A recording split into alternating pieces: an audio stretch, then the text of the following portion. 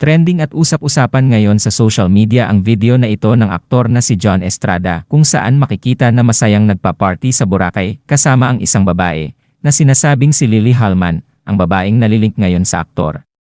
Matatandaan na gumawa ng ingay sa social media ang recent post ng aktor nang ibinahagi niya ang larawan habang nagbabakasyon sa Boracay. Biniro pa siya ng isang netizens kung si Lena o si Marites daw pa ang kasama niya sa naturang lugar.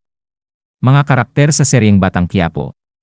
Nagkomento naman dito ang asawa ni John na si Priscilla Meireles at sinabing si Lily Halman ang kasama ng kanyang mister. Nasundan pa ito ng isang komento na ikinagulat ng lahat. Anya, looking very divorced Mr. Estrada, sabay tinag ang naturang babae na si Lily Halman. Nang araw ding iyon agad umalis ng bansa, si Priscilla Meireles bitbit ang anak nila ni John na si Anetska at umuwi na sa kanilang bansa sa Brazil. Sa live video ni Priscilla, sinabi niya gusto niya muna makapiling ang pamilya ngayon tila may matindi siyang pinagdadaanan para na rin makapag-isip ng tama kung ano ang susunod niyang gagawin para na rin sa kapakanan ng kanyang anak at maayos na pamumuhay. Pero nilinaw ni Priscilla na nagbakasyon lamang silang mag-ina sa Brazil at muling babalik ng Pilipinas.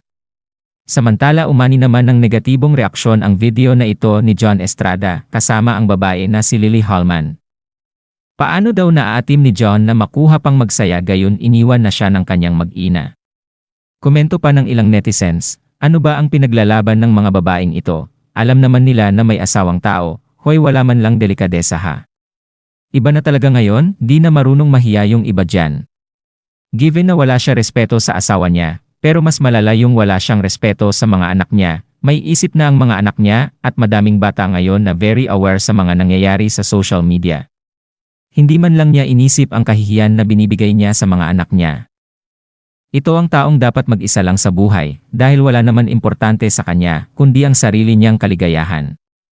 Ang tanda na pero feeling walang responsibility sa family niya, kaloka, 50s na clubbing pa rin with girls in their 20s. To the wife, it's time to leave him and his womanizing ways. You are beautiful and you deserve so much better. Kung ano klaseng lalaki si Rigor, mas malala pa si John sa totoong buhay. Karma na lang. Sinira pamilya kay Janice, sinira din pamilya kay Priscilla, hindi na nahiya sa mga anak na babae.